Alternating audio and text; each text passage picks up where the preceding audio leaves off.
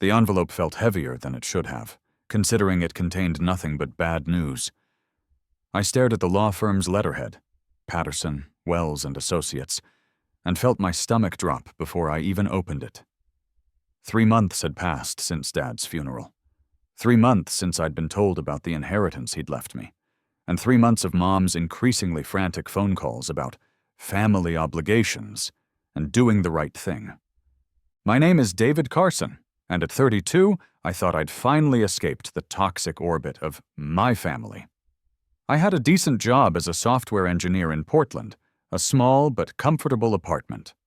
And for the first time in my adult life, I wasn't constantly looking over my shoulder, waiting for the next family crisis to drag me back into the chaos I'd grown up with. The letter was brief and devastating. Dear Mr. Carson, this letter serves to inform you that the inheritance funds designated for you in your father's will have been transferred to cover legal expenses for Marcus Carson's defense fund, as authorized by the estate executor, Mrs. Linda Carson. The total amount of $147,000 has been paid to the law firm of Hutchins & Black for ongoing legal representation. If you have questions regarding this transfer, please contact our office. Sincerely, Robert Patterson, ESQ. Marcus. Of course it was Marcus. My hands shook as I read the letter again, hoping somehow the words would rearrange themselves into something less devastating. But there it was, in black and white. My inheritance. Dad's final gift to me, his apology for 20 years of failed promises, was gone. Not just gone, but given to the one person who deserved it least. Marcus Carson, my older brother by 3 years, had been the golden child until he wasn't. Charismatic, handsome, and utterly without conscience, he'd spent our childhood terrorizing me and our younger sister Sarah with a cruelty that our parents dismissed as boys being boys, or sibling rivalry. What they couldn't dismiss was the pattern that emerged as we got older. The stolen money, the lies, the manipulation, and finally, the criminal charges. The latest charges were for embezzlement. Marcus had worked his way up to a management position at a mid-sized construction company, using his natural charm to gain the owner's trust. Over 2 years, he'd systematically stolen over $200,000, funding a lifestyle that included a boat, a motorcycle, and a gambling habit that our family had been enabling for years. I should have seen this coming. When Dad died of a heart attack last spring, he'd left his modest estate divided between his 3 children. Sarah got the house. She was going through a messy divorce and needed somewhere stable for her kids. Marcus was supposed to get Dad's life insurance policy, but that had been complicated by some legal issues. And I was to receive Dad's savings, the money he'd carefully accumulated over 40 years of working double shifts at the paper mill. $147,000. It wasn't a fortune, but to me, it represented freedom. Freedom from the crushing student loans I'd been paying for a decade. Freedom to maybe think about buying a house, or taking that photography course I'd always wanted to try, or just having a safety net for the first time in my adult life. But Mom was the executor of the estate, and Mom had always believed that family meant sacrificing everything for each other. Except the definition of each other, somehow always centered around Marcus and his endless crises. My phone buzzed. Mom's ringtone, a classical piece she'd insisted I use because it's more respectful. Even her ringtone managed to make me feel guilty. "David, honey, I'm so glad you called," she said when I answered, her voice artificially bright in that way that meant she was about to ask for something. "I didn't call, Mom. You called me." "Oh, did I? Well, I was just thinking about you. How are you doing, sweetheart?" I looked at the letter again. "I'm holding a very interesting piece of mail, Mom. Want to guess what it says?" The pause stretched long enough that I could hear her breathing change. "David, I can explain. You spent my inheritance on Marcus's legal fees." "It's not that simple, honey. Family is complicated and..." It's exactly that simple. My voice was steadier than I felt. Dad left me that money. Not Marcus. Not the family. Me. And you gave it away without even asking. He's your brother, David. He made mistakes, yes, but he's still family. The lawyer said with a good defense, Marcus might not have to go to prison. Think about what that would mean. I know exactly what it means, Mom. It means Marcus gets away with stealing someone else's money by using mine. It's not your money until the estate is settled. Stop. The word came out harder than I intended. Just stop. You know what Dad intended. You know why he left me that money specifically. And you gave it away to enable Marcus's latest disaster. I could hear her crying now. The soft, manipulative tears that had been getting her way in our family for as long as I could remember. David, please. I'm trying to hold this family together. After your father died, I can't lose another piece of this family. If Marcus goes to prison, then maybe Marcus should have thought about that before he stole $200,000. He's sick, David. The gambling, it's an addiction. He needs help, not punishment. He's had help, Mom. Remember the 3 times you and Dad paid for gambling addiction treatment? Remember the 2 times you covered his debts? Remember when he stole money from Sarah's college fund and you made her get student loans instead of pressing charges? The line went quiet, except for her sniffling. This is different, she whispered. No, Mom. This is exactly the same. The only difference is this time you didn't use your money or Dad's money or Sarah's money. You used mine, without asking, without even telling me. I was going to tell you. When? After the trial? After Marcus walked free on my dime? David, please, just come home. Let's talk about this in person. I'll make your favorite dinner and we can… No. The word felt foreign in my mouth. For 32 years, I'd never said no to that particular manipulation. The promise of family dinner and Mom's guilt-inducing hospitality. I'm not coming home, Mom. Not for dinner, not for the holidays, not for anything. You don't mean that. But I did mean it. Maybe for the first time in my life, I meant exactly what I was saying. I do mean it. You had a choice, Mom. You could have supported all your children equally, or you could have enabled Marcus again. You chose Marcus. You chose to steal from me to save him from the consequences of his own actions. So now I'm choosing me. I hung up before she could respond, before the tears and guilt trips could work their familiar magic on me. My hands were shaking, not from anger, but from something I couldn't quite identify. It felt like standing on the edge of a cliff, terrifying and exhilarating at the same time. My phone buzzed immediately. Then again, and again. I turned it off. That night I couldn't sleep. I kept staring at the ceiling of my apartment, thinking about patterns, how they form, how they persist, how they finally break. The pattern in my family was simple. Marcus created chaos, and everyone else sacrificed to clean it up. It had been that way since we were kids, so ingrained that none of us questioned it anymore. It was just the way things were. I was 7 when I first remember being aware of it. Marcus had stolen my birthday money, $20 my grandmother had given me, and used it to buy comic books. When I told Mom, she made Marcus give me the comics and told me to be the bigger person and forgive him. The $20 was already spent, of course, but the real lesson wasn't about money. It was about my place in the family hierarchy. By the time I was 10, the pattern was well established. Marcus would take something of mine, break something of mine, or get me in trouble for something he'd done. When I complained, I was told I was being selfish, that big brothers sometimes do things like that I needed to be more understanding. When Marcus was arrested for shoplifting at 15, Mom spent weeks crying about how it was somehow the school's fault, or society's fault, or anyone's fault but Marcus's. When he was caught selling drugs at 17, Dad took out a second mortgage on the house to pay for a lawyer. When he dropped out of college after one semester, college that my parents had paid for in full, they told everyone he was taking time to find himself. Meanwhile, I was working part-time jobs through high school to save for my own college expenses.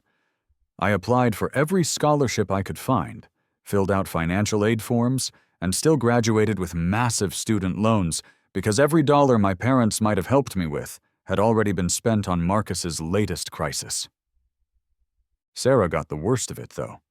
3 years younger than me, she was the baby of the family and should have been protected. Instead, she became another resource to be tapped when Marcus needed saving. Her college fund was borrowed when Marcus's gambling debts came due. Her car was temporarily given to Marcus when his was repossessed. Her part-time job money was regularly borrowed for family emergencies that were always somehow related to Marcus. The really insidious thing about the pattern was how it made itself seem normal. We all learned our roles so well that we played them without thinking. Marcus was the troubled genius who just needed one more chance. Mom was the suffering mother, doing her best to hold the family together. Dad was the hard-working provider who showed love through sacrifice. Sarah was the sweet, accommodating daughter who never complained. And I was the responsible one who could always be counted on to understand why everyone else's needs came before mine.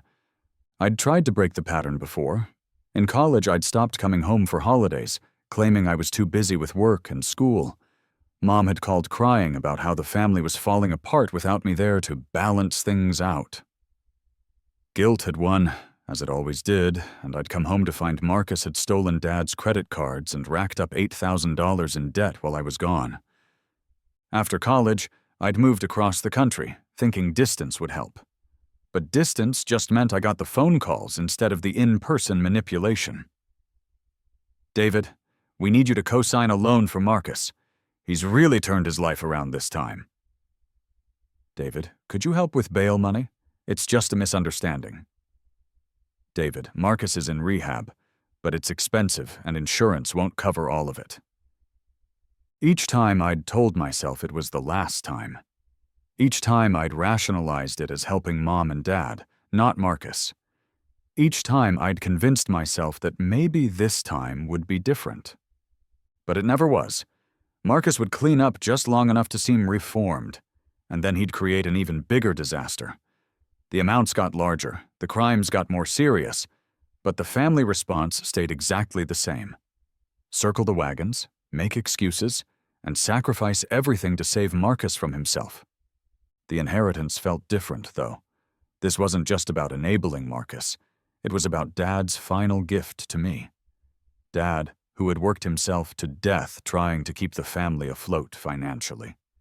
Dad, who had missed countless school events and family dinners because he was working overtime to pay for Marcus's mistakes.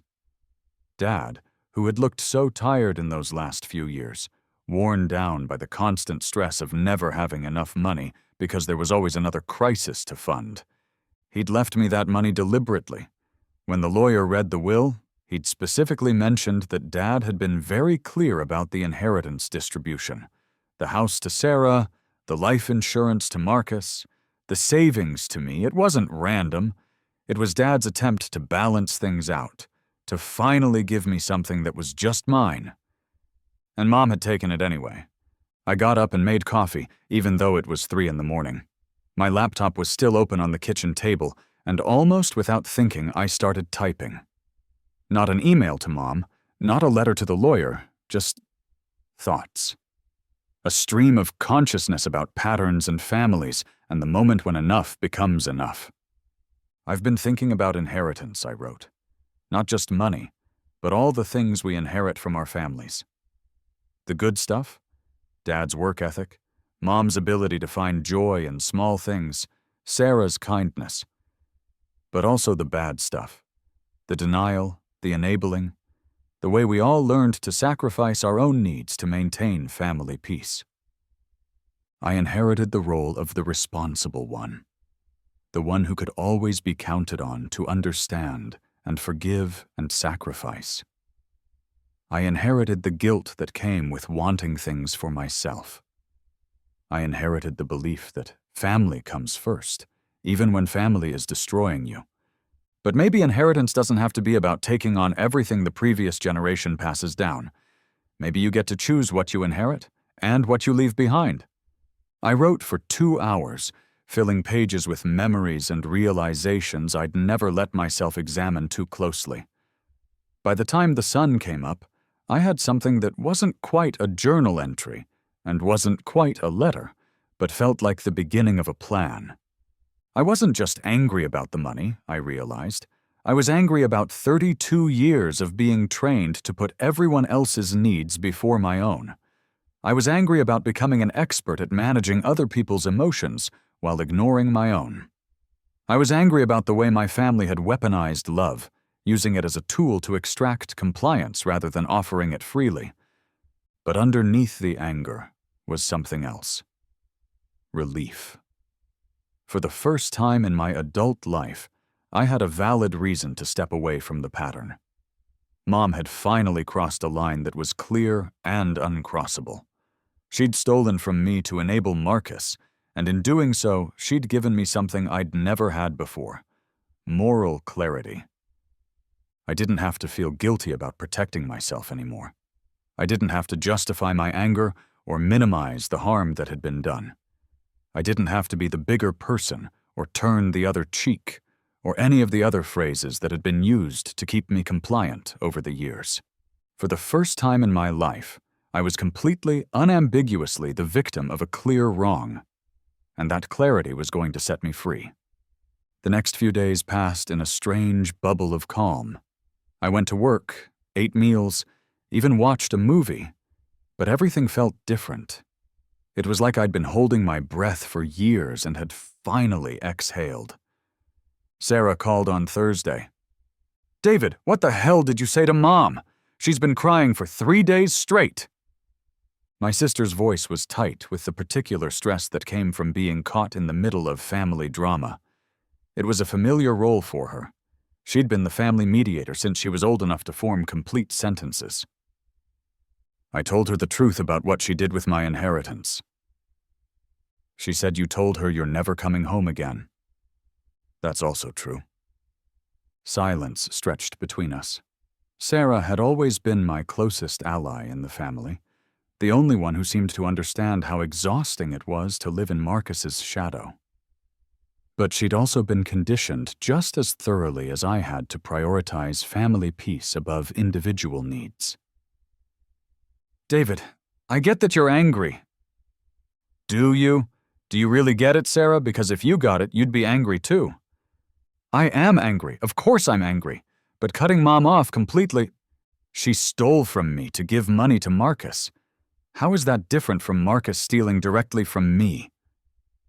"Because she's our mother, and she's not a criminal, and she was trying to keep the family together."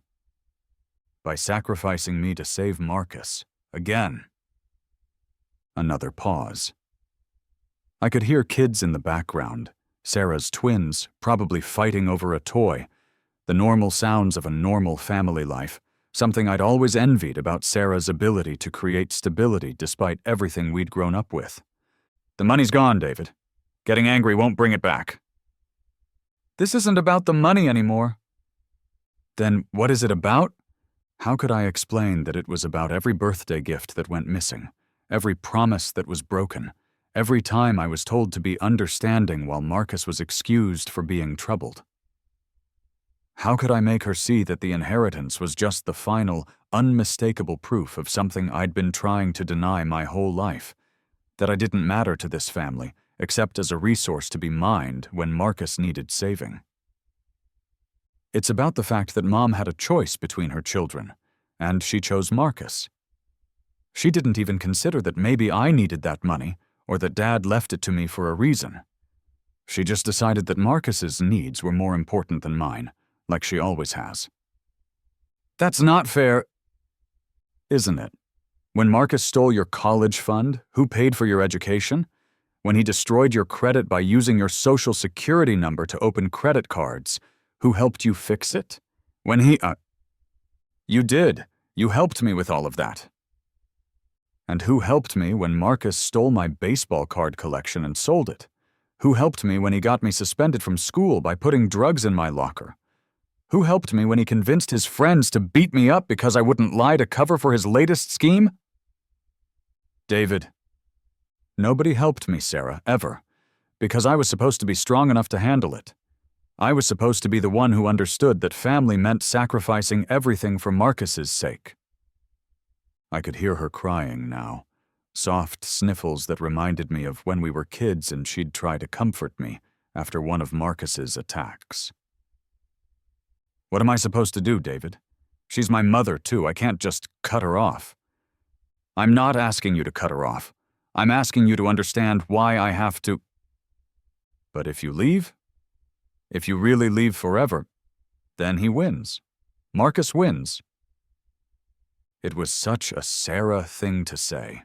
She still thought of family dynamics in terms of winning and losing, as if there was a way to play the game that would result in fairness and love and healthy relationships. No, Sarah. Marcus won a long time ago. He won the day Mom and Dad decided that keeping the peace with him was more important than protecting us. He won every time we were told to forgive him and move on while he faced no real consequences. He won when Mom decided my inheritance was worth less than his legal fees. So you're just giving up? You're just going to let him destroy our family? He already destroyed our family. I'm just finally admitting it. The words hung in the air between us. I'd never said it out loud before, not even to myself, but it was true. The family I'd been trying to save my whole life had been broken beyond repair before I was old enough to understand what a healthy family looked like. I love you, Sarah. I love you, and I love Mom. And I even love Marcus in some twisted way. But love isn't enough to fix this. Love isn't a reason to keep letting people hurt you. Then what is? Her voice was small, younger than her 29 years. I don't know yet, but I know it starts with recognizing when something is broken and walking away, instead of pretending it can be fixed. After I hung up, I sat in my kitchen and tried to imagine what my life would look like without the constant undercurrent of family drama. No more panicked phone calls about Marcus's latest crisis. No more guilt trips about missing family events. No more walking on eggshells around Mom's fragile emotional state. No more pretending that dysfunction was just another word for love. It should have felt sad, but instead, it felt like possibility. I couldn't stop thinking about the lawyer's letter, specifically the phrase, "as authorized by the estate executor." Something about it bothered me, though I couldn't put my finger on what. On Friday afternoon, I called Patterson, Wells, and Associates. Mr. Carson? Yes, we sent that letter regarding the inheritance transfer. Is there something we can clarify for you? Robert Patterson's voice was crisp and professional, the voice of someone who dealt with family money disputes all the time. I'm wondering about the legal authority for that transfer. My understanding was that the estate hadn't been fully settled yet. That's correct. However, Mrs. Carson, as the executor, has the authority to make necessary payments from estate funds, including legal expenses for estate beneficiaries. Legal expenses for estate beneficiaries? Yes. The transfer was categorized as a necessary legal expense, as Mr. Marcus Carson's legal troubles could potentially impact the overall estate value. I felt something cold settle in my stomach. I'm sorry, could you explain how my brother's embezzlement charges could impact my father's estate? A pause. I'm afraid I can't discuss the specifics of ongoing legal matters.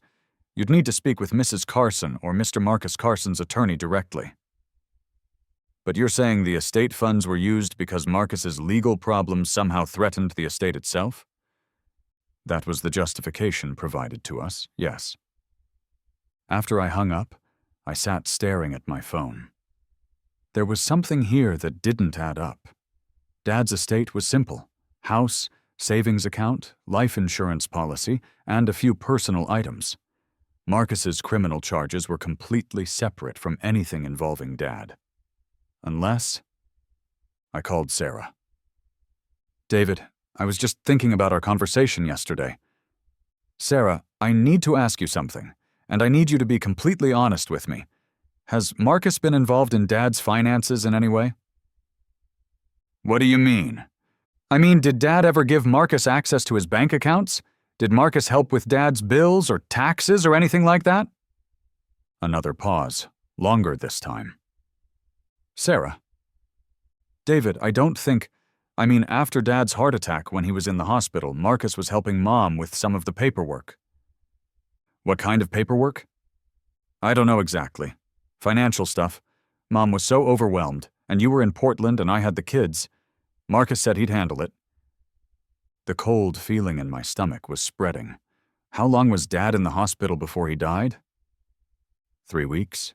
You remember, you came home for the last week? 3 weeks. 3 weeks when Marcus had access to Dad's financial information while I was across the country and Sarah was juggling her own family crisis. Sarah, I need you to do something for me.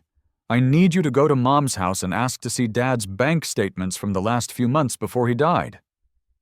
David, what are you thinking? I'm thinking there might be a reason why Marcus's legal defense could impact the estate value, and I'm thinking we need to find out what that reason is. You think Marcus stole from Dad? I closed my eyes. I think Marcus has never met a bank account he couldn't find a way to access. It took Sarah 3 days to work up the courage to ask Mom for the bank statements. When she finally called me back, her voice was shaky. David, you need to come home. What did you find? I can't talk about this over the phone. You need to see this yourself. Sarah, just tell me. He stole from Dad while Dad was dying in the hospital. He stole almost everything. The words hit me like a physical blow. I'd been prepared for the possibility, but hearing it confirmed was different from suspecting it. How much? $43,000. Over 3 weeks. While Dad was unconscious and Mom was spending every day at the hospital, Marcus systematically emptied Dad's checking account and took cash advances on his credit cards. I sat down hard on my couch. Jesus Christ! The only reason there was any inheritance left at all is because Dad's savings account required both his and Mom's signatures for withdrawals. Marcus tried, but the bank wouldn't let him access it without Mom. Does Mom know? She does now. I showed her the statements, the ATM withdrawals, the cash advances. David, she knew. When she gave your inheritance to Marcus's lawyers, she knew he'd already stolen from Dad. Then why? Because if Marcus goes to prison for embezzlement, the prosecutors will probably discover that he also embezzled from Dad. And if that happens, the family will have to press charges or look like they were complicit. She gave him your money to try to keep him out of prison so the theft from Dad would never come to light. I felt like I was falling. Not just anger anymore, but a kind of vertigo that comes from realizing that everything you thought you understood was wrong. She chose to cover up Marcus's theft from Dad by stealing from me. David, she's falling apart. When I showed her the bank statements, she just broke. She keeps saying she was trying to protect the family, but I think she knows how bad this is. How bad this is? Sarah, this isn't just bad. This is criminal conspiracy. She used estate funds to cover up a crime. I know, okay? But what are we supposed to do? Turn in our own mother? The question hung between us. What were we supposed to do? We'd spent our entire lives enabling Marcus's behavior, making excuses, covering for him. But this was different. This wasn't just about protecting Marcus anymore. It was about Mom actively participating in theft and fraud. I don't know, I said finally. But I know what I'm not going to do anymore. I'm not going to pretend this is normal. I'm not going to sacrifice myself to keep this family's secrets. David, please, just come home. Let's figure this out together. No, Sarah, I'm done. I'm done with the family meetings where we figure out how to manage Marcus's latest disaster. I'm done with being guilt-tripped into sacrificing my own well-being for people who wouldn't do the same for me. I'm done. But if you don't come home, if you just walk away, then what happens to the rest of us? It was the question I'd been dreading, the one that had kept me tied to this dysfunction for so many years. What happens to Sarah and her kids? What happens to Mom? What happens to the innocent victims of Marcus's chaos? But for the first time, I had an answer. You figure out how to take care of yourselves without sacrificing someone else to do it. You learn what I should have learned 20 years ago, that you can't save people who don't want to be saved, and you can't fix a family by enabling its most destructive member. That weekend, I did something I hadn't done in years. I went hiking alone. No phone, no agenda, just me and a trail in the Cascade Mountains. For 8 hours, I walked through old-growth forest and thought about choices. The revelation about Marcus stealing from Dad had shifted something fundamental in my understanding of my family. It wasn't just that he was a criminal. I'd known that for years. It was that Mom had chosen to become a criminal too, rather than let Marcus face the consequences of his actions.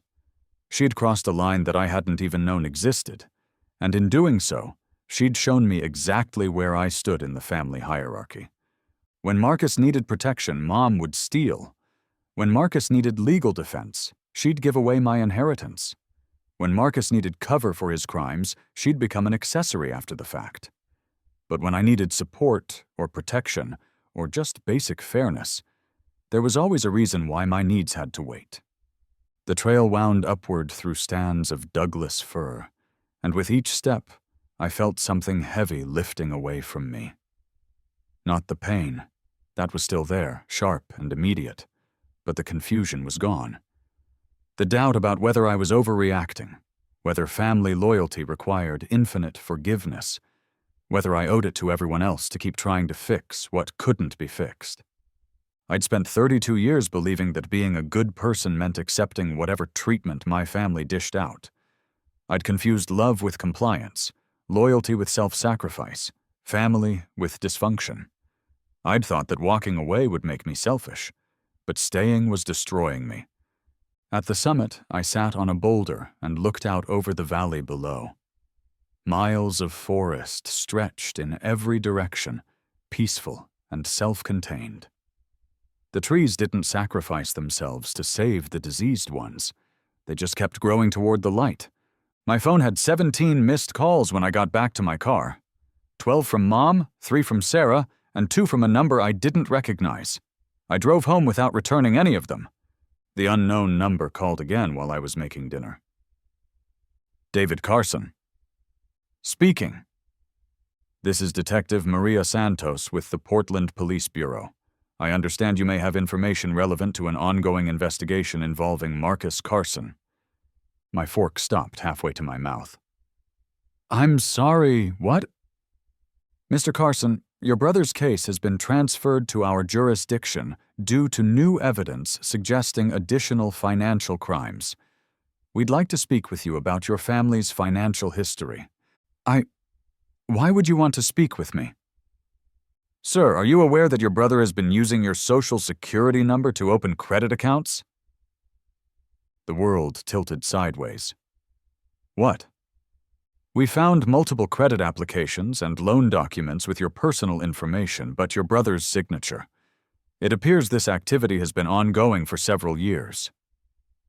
I sat down hard at my kitchen table. I need to see those documents. Of course.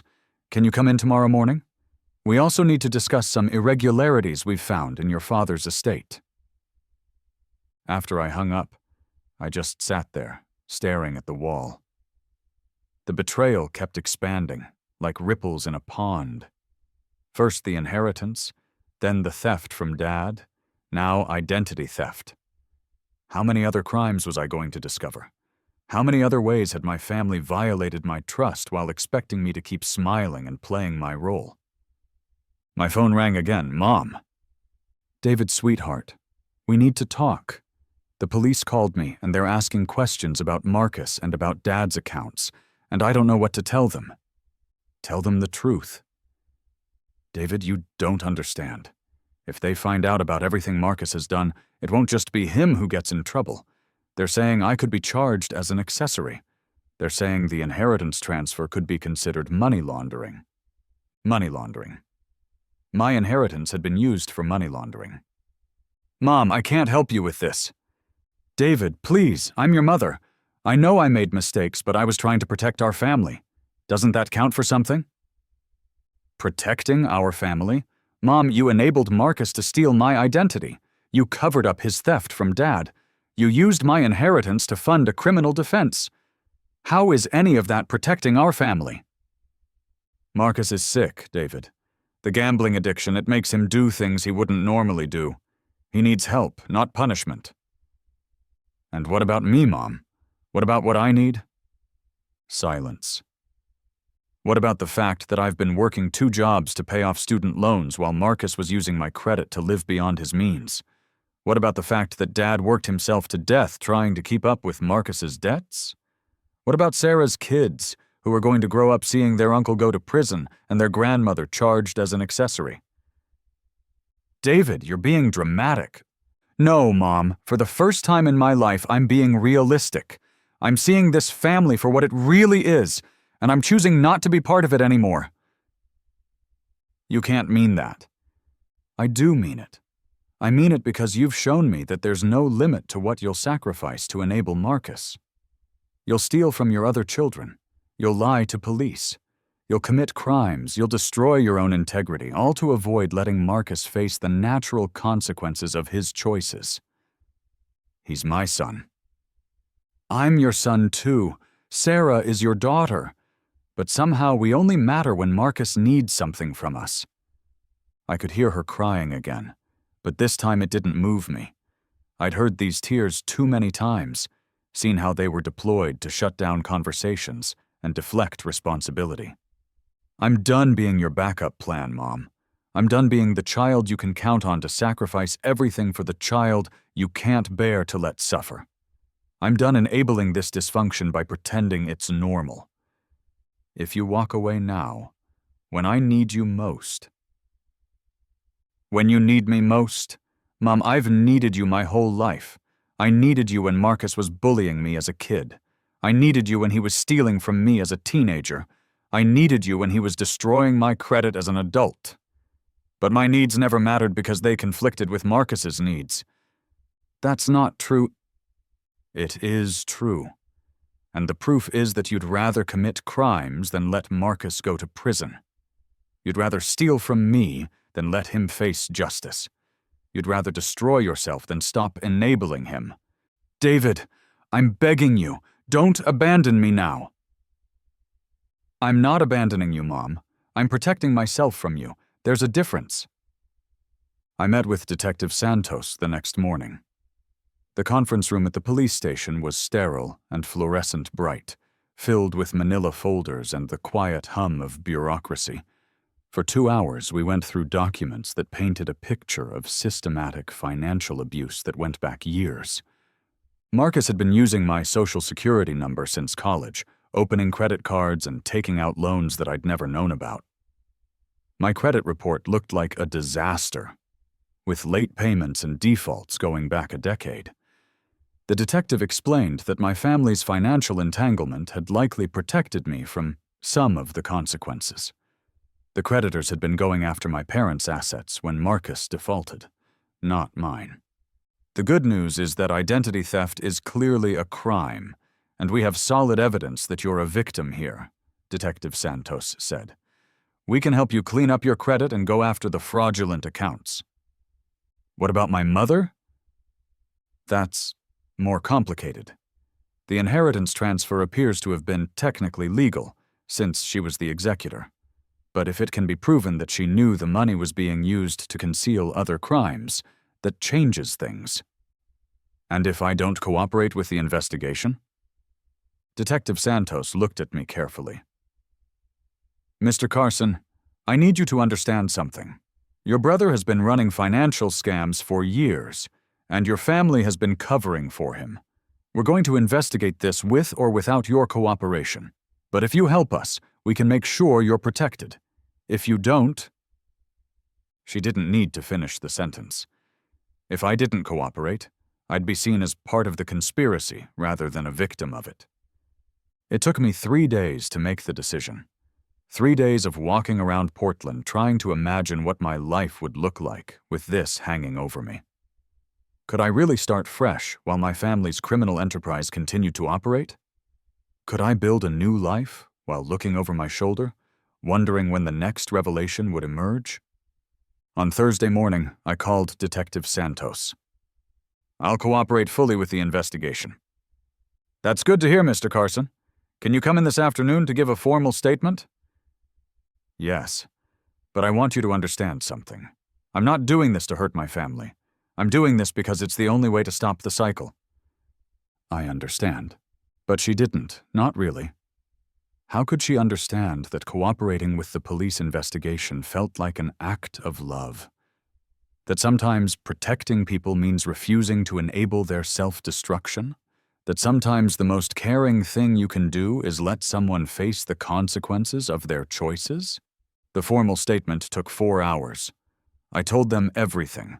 Every time Marcus had stolen from me, every time Mom had covered for him, every financial manipulation I could remember. I provided documentation going back years, bank statements and emails and receipts that painted a clear picture of ongoing criminal activity. When it was over, Detective Santos walked me to the lobby. "Mr. Carson, I know this wasn't easy. Family cases never are." "Detective, can I ask you something?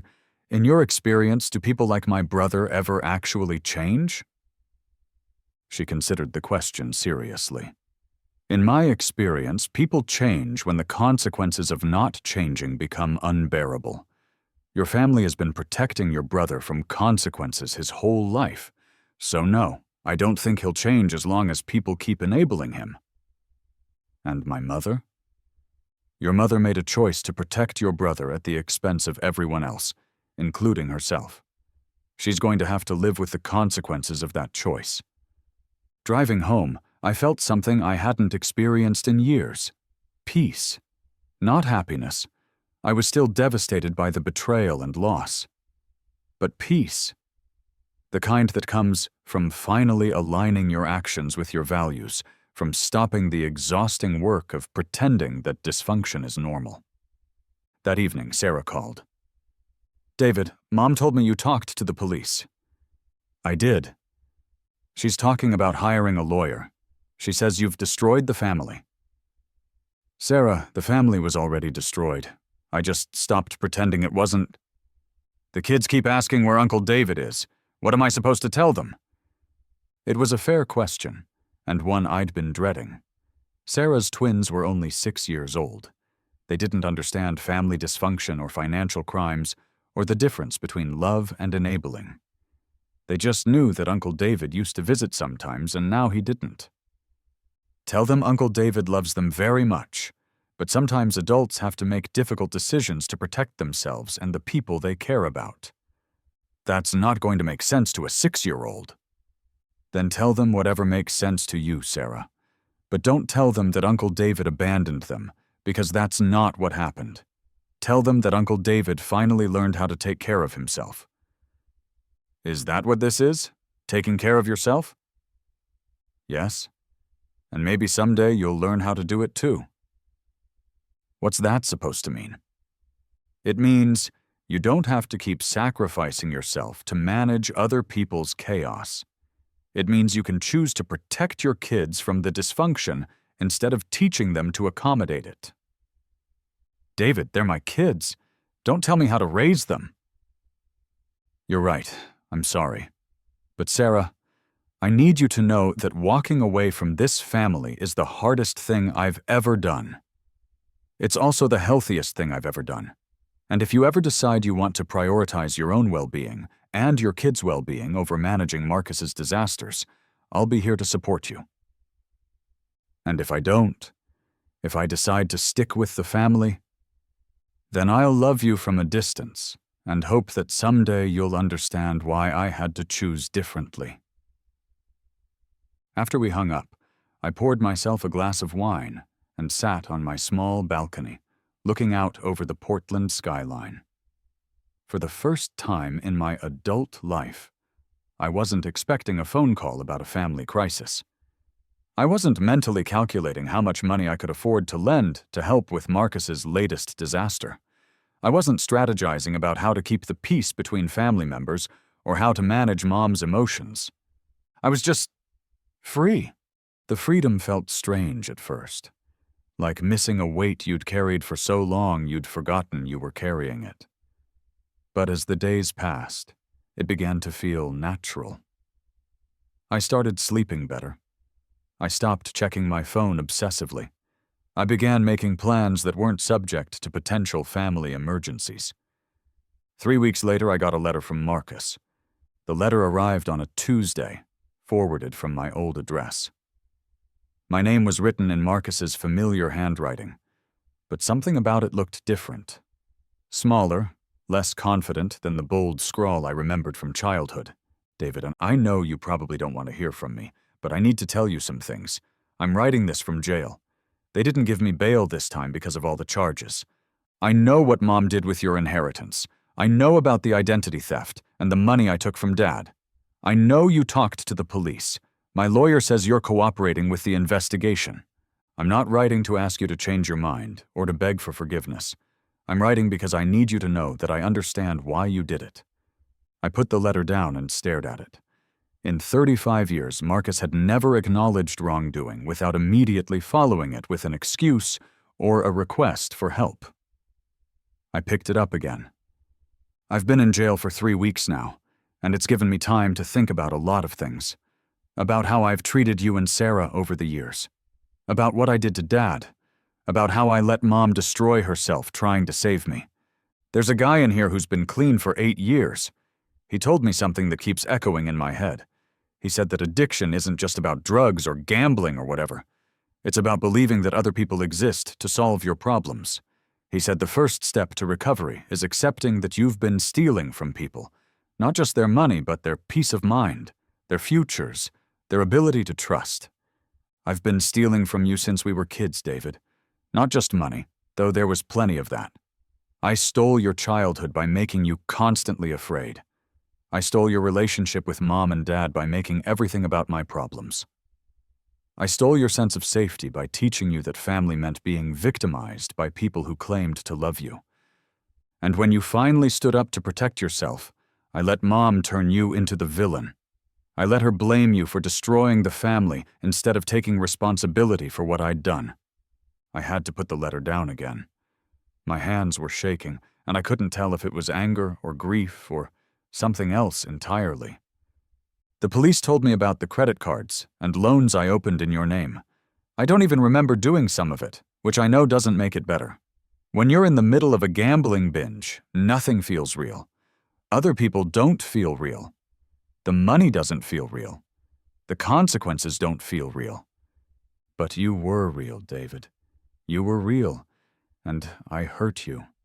And I let other people hurt you to cover up what I'd done. I'm probably going to prison for a long time. The lawyer says with all the charges, I'm looking at maybe 10 years. He keeps talking about plea deals and cooperation agreements, but I think I'm done making deals. I think I'm ready to face what I've done. I don't expect you to forgive me. I don't expect you to visit or write back or anything like that. I just needed you to know that I understand what you did and why you did it. You didn't destroy our family. I did. You just finally stopped letting me. Take care of yourself, David. You're the best person I know, and you deserve a life that doesn't revolve around cleaning up my messes. Marcus. P.S. I wrote a letter to Sarah, too, and one to Mom. I told them both that what happened isn't your fault. I don't know if it will help, but I wanted you to know I tried to set the record straight. I read the letter 3 times before I could process what I was feeling. Relief was part of it. Relief that Marcus finally understood, that I wasn't crazy or cruel for protecting myself. But there was grief, too, for the brother I might have had if addiction and enabling hadn't twisted him into someone unrecognizable. The letter didn't change anything, though. It didn't make Marcus's crimes less serious or my family's betrayal less devastating. It didn't restore my inheritance or repair my credit or give me back the years I'd spent walking on eggshells around his volatility. But it did give me something I hadn't expected: closure. For the first time in my life, Marcus had taken full responsibility for his actions without asking for anything in return. He'd acknowledged the harm he'd caused without minimizing it or blaming external circumstances. He'd given me permission to move on without guilt. That evening, I called my therapist. I'd started seeing Dr. Jennifer Walsh a month after cutting contact with my family, and she'd been helping me understand the dynamics I'd grown up with and how to build healthier relationships going forward. "How are you feeling about the letter?" she asked after I'd read it to her. "Surprised, I guess. And sad. It's the first time Marcus has ever sounded like a person I might have actually liked if I'd met him under different circumstances." "Does it make you want to reconcile with him?" "No, that's the strange part. I feel compassion for him, but I don't want him in my life. Does that make me a bad person?" "David, what would it mean to be a good person in this situation?" "So, I don't know. Maybe a good person would forgive him and try to rebuild the relationship?" "And what would that cost you?" I thought about it. My peace of mind, my sense of safety, my ability to trust my own judgment about what's healthy for me. "Are those things you're willing to sacrifice?" No, they're not." "Then it sounds like you know what kind of person you want to be." Dr. Walsh was right. I did know what kind of person I wanted to be. I wanted to be someone who could feel compassion without sacrificing self-protection. Someone who could acknowledge that people might change without assuming they wouldn't change back. Someone who understood that loving someone and having them in your life weren't necessarily the same thing. That night I wrote Marcus a letter back. Not a long one, just a few paragraphs acknowledging his apology and wishing him well in his recovery. I didn't promise to visit or stay in touch, but I thanked him for taking responsibility and told him I hoped he'd find peace in whatever came next. I mailed it the next morning and felt something shift inside me. Not forgiveness exactly, but a kind of release. Marcus's apology had freed me from the last traces of guilt about my decision to walk away. I'd spent months wondering if I was being too harsh, if I should try harder to help my family through their crisis. But his letter had confirmed what I'd suspected all along. The most helpful thing I could do was refuse to enable the dysfunction anymore. I was finally completely free. 6 months after cutting contact with my family, I got promoted at work. It wasn't a huge promotion, senior software engineer instead of regular software engineer, but it came with a raise and more interesting projects. More importantly, it came with recognition for work I'd been doing all along, but had been too distracted by family crises to fully showcase. "You seem different lately," my manager, Janet, said during the promotion meeting. "More focused, more confident. Whatever changes you've made in your personal life, they're working." She was right. Without the constant drain of family drama, I had energy for things I'd forgotten I enjoyed. I'd joined a hiking club and made friends who knew nothing about my family history. I'd started taking photography classes and discovered I had an eye for landscape composition. I'd even begun dating someone, a teacher named Emily, who was kind and stable and refreshingly drama-free. The legal investigation had concluded 4 months earlier. Marcus pled guilty to all charges and was sentenced to 8 years in prison. Mom received 2 years of probation and community service for her role in money laundering, and she was required to pay restitution to the victims of Marcus's schemes, including me. Sarah and I were slowly rebuilding our relationship, though it looked different than it had before. She'd started seeing a therapist, too, and had begun setting boundaries with Mom about how much emotional management she was willing to do. We talked every few weeks, carefully avoiding topics that might drag us back into old patterns. "I think I understand now," she'd said during our last conversation. What you meant about the family being broken already.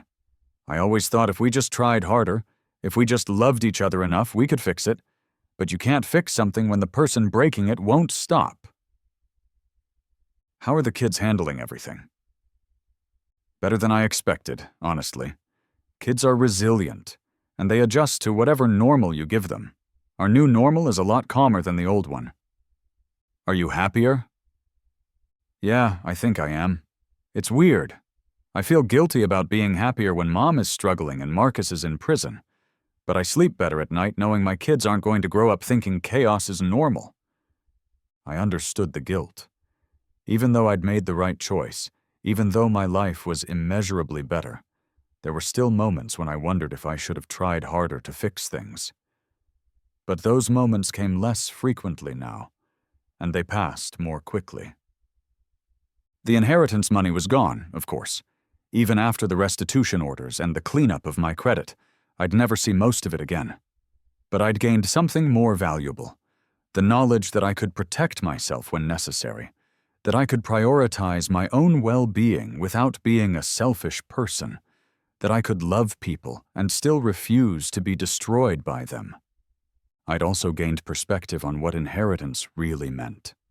Yes, Dad had left me money, and that money had been stolen, but he'd also left me his work ethic, his quiet integrity, his belief that people should be judged by their actions rather than their words. Those things couldn't be stolen or given away. They were mine to keep and pass on. Emily and I had been dating for 3 months when she asked about my family. "You never talk about them," she said over dinner at a Thai restaurant near my apartment. "Are you not close?" I'd been dreading this conversation, not because I was ashamed of my decision, but because it was hard to explain without sounding bitter or damaged. I cut contact with them about a year ago. It's a long story, but basically my brother is a criminal, and my mother enabled his behavior to the point where she started committing crimes too. I had to choose between protecting myself and maintaining family relationships. Emily nodded thoughtfully. That must have been incredibly difficult. It was, but it was also necessary. Do you miss them? It was a question I'd been asking myself for months. I miss the idea of them. I miss having a family that I could count on for support, but I don't miss the reality of what that relationship actually looked like. What did it look like? Exhausting. Constantly being asked to sacrifice my own needs to manage someone else's crisis. Walking on eggshells to avoid triggering the next family drama. Never being able to plan for the future because there was always some emergency that required immediate attention and resources. You sound like you're describing an abusive relationship. I'd never thought of it that way, but she was right. It had been abusive, just not in the obvious ways that people usually recognize. It was the abuse of expectation. The expectation that I would always be available to solve problems I hadn't created, that I would always put family loyalty above my own welfare, that I would always be the one to make sacrifices for the greater good.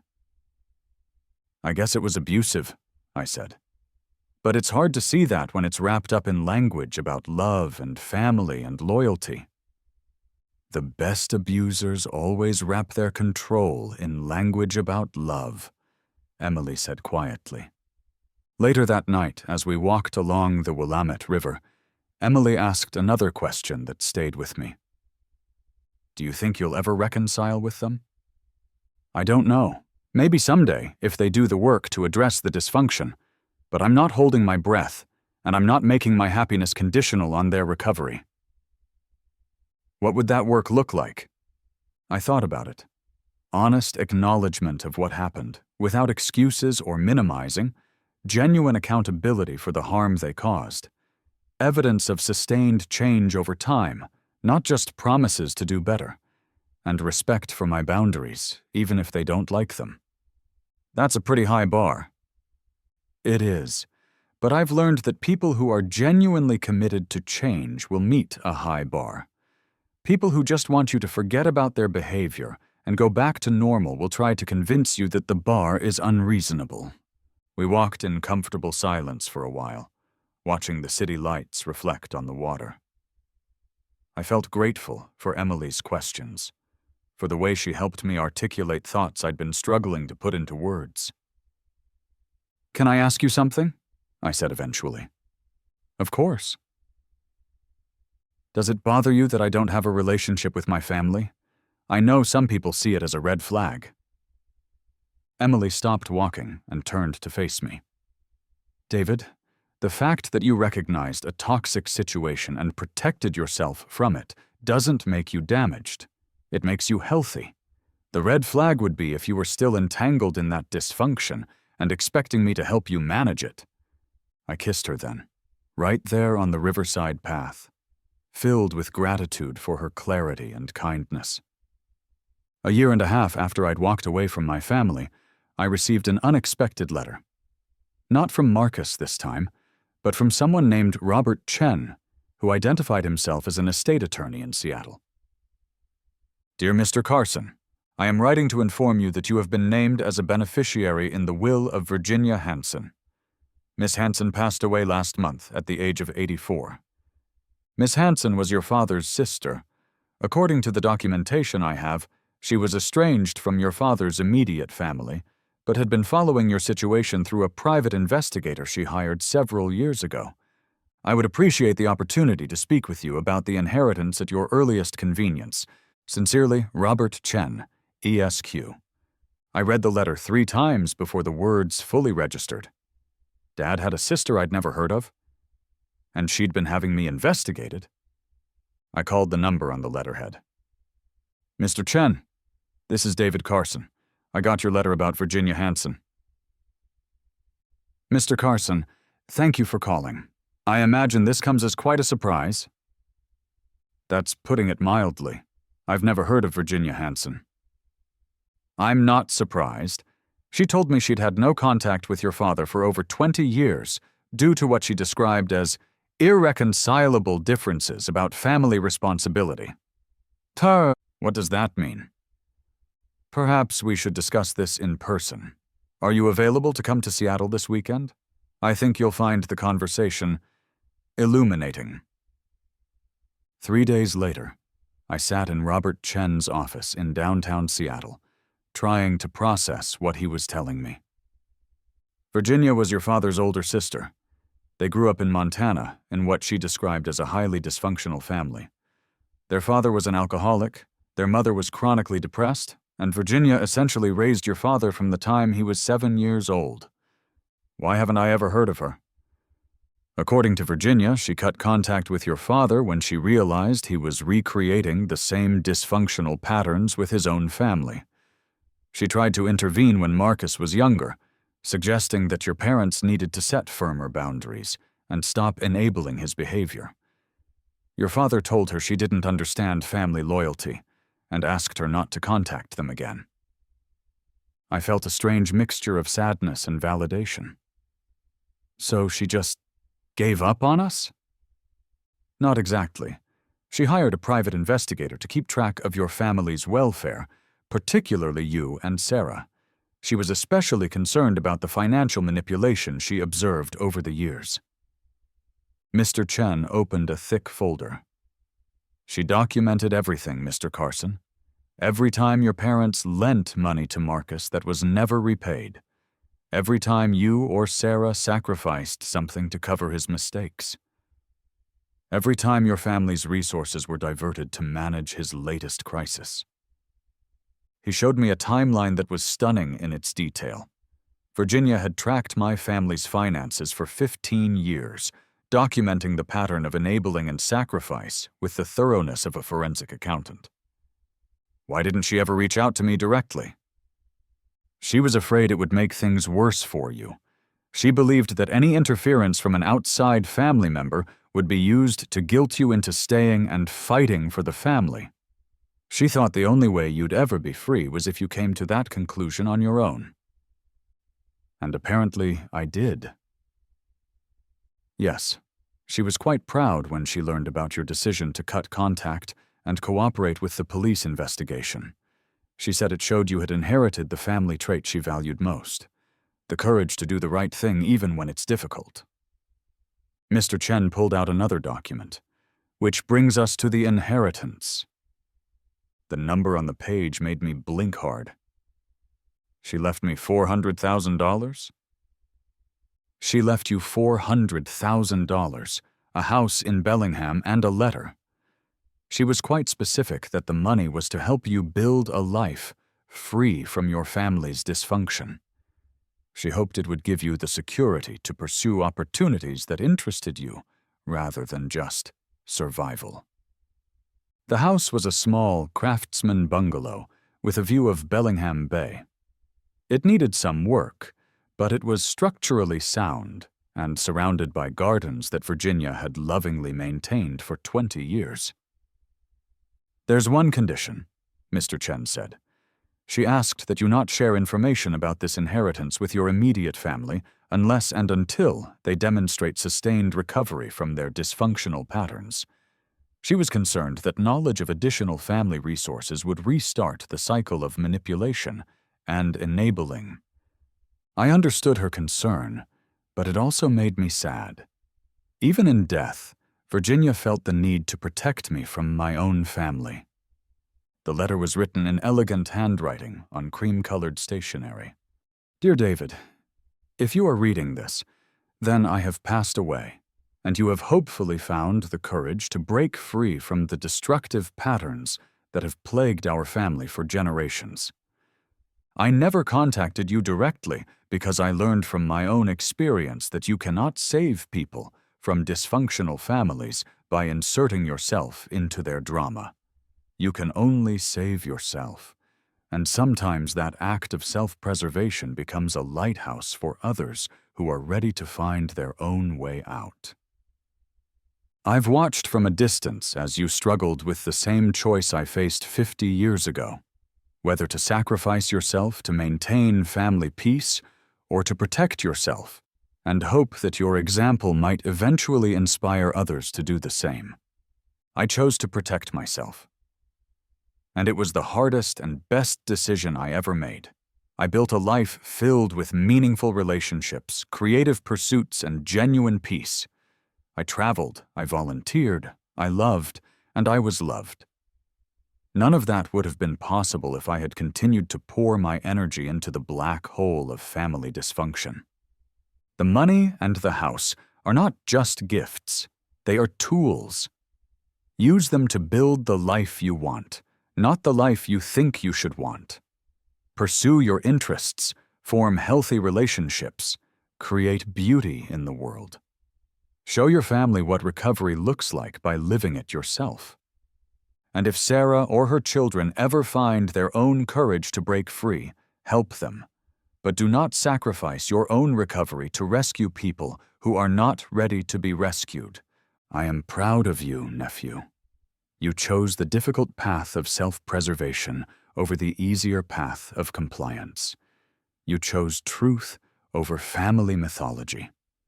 You chose to be the first generation in our family to break the cycle. Use that freedom well. With love and admiration, Virginia." I cried reading the letter, not from sadness, but from relief. For the first time in my life, I had an ally in my family's history. Someone who understood the choice I'd made because she'd made the same choice herself. Someone who had lived to see what life could look like on the other side of that choice. I'm writing this from the deck of Virginia's house, my house now, looking out over Bellingham Bay as the sun sets behind the San Juan Islands. I moved here a year after inheriting it, using some of Virginia's money to renovate the kitchen and turn the basement into a photography studio. The transition wasn't easy. Moving to a new city meant starting over professionally and socially, but it also meant true freedom from my family's gravitational pull. In Portland, I'd always been an hour's drive from the next crisis. In Bellingham, I was far enough away to build a life that was entirely my own. Emily moved with me, and we're engaged now. We're planning a small wedding next spring in Virginia's gardens, surrounded by friends we've chosen rather than family we're obligated to include. It will be the first major life event I've celebrated without the undercurrent of family drama, and I'm looking forward to discovering what joy feels like when it's not complicated by dysfunction. I still have contact with Sarah, though our relationship continues to evolve. She's remarried. A kind man who has no patience for family chaos and has helped her maintain the boundaries she started setting 3 years ago. Her kids are thriving in the calmer environment, and Sarah has started pursuing interests she'd abandoned during the years when all her energy went to family crisis management. I finally understand what Virginia meant about being a lighthouse, Sarah told me during our last phone call. You can't save people who are drowning, but you can show them that there's solid ground if they're willing to swim for it. Mom is still struggling. She completed her probation and community service, but she's never fully accepted responsibility for her role in the family's dysfunction. She continues to frame herself as a victim of circumstances beyond her control, and she maintains sporadic contact with Marcus through prison visits and phone calls. Marcus has 18 months left on his sentence. He's completed several addiction treatment programs and has been attending therapy, but I have no idea whether the changes are genuine or just another performance designed to gain early release. Sarah visits him occasionally and says he seems different, but we've both learned to be skeptical of Marcus's apparent transformations. The private investigator reports that Virginia had commissioned ended when she died, but I sometimes wonder what she would think of how things turned out. I think she'd be proud that Sarah found her own path to recovery, though I suspect she'd be unsurprised that Mom and Marcus have remained stuck in their old patterns. I've used Virginia's money to pay off my student loans, invest in my photography equipment, and start a college fund for Sarah's kids. But the real gift wasn't financial. It was the validation that choosing yourself over family dysfunction isn't selfish. It's necessary. It's the foundation that makes all other forms of love and connection possible. People sometimes ask me if I regret cutting contact with my family, if I miss them, if I think I'll ever reconcile. The answers are no, sometimes, and maybe.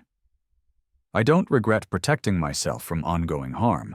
I sometimes miss the idea of having a close-knit family, but I don't miss the reality of constant crisis management. And I might be open to reconciliation someday, but only if it's based on mutual respect and healthy boundaries rather than guilt and obligation. What I've learned is that inheritance isn't just about money or property. It's about patterns, beliefs, and choices that get passed down through generations. My family inherited a pattern of enabling, denial, and sacrifice that went back at least to my father's childhood. But patterns can be broken, and choices can be changed. I inherited my great-aunt's courage along with her money. I inherited my father's work ethic without his martyrdom. I inherited my mother's capacity for love without her need to control. And I'm working every day to make sure that the patterns I pass on, to future children, to friends, to anyone whose life I touch, are patterns of health rather than harm. The courage to leave forever wasn't something I found all at once. It was something I built gradually, choice by choice, boundary by boundary, until I was strong enough to walk away from everything familiar in pursuit of something better. It was the hardest thing I've ever done, and it gave me everything I never knew I wanted. Sometimes the greatest inheritance isn't what people leave you, it's what you refuse to pass on.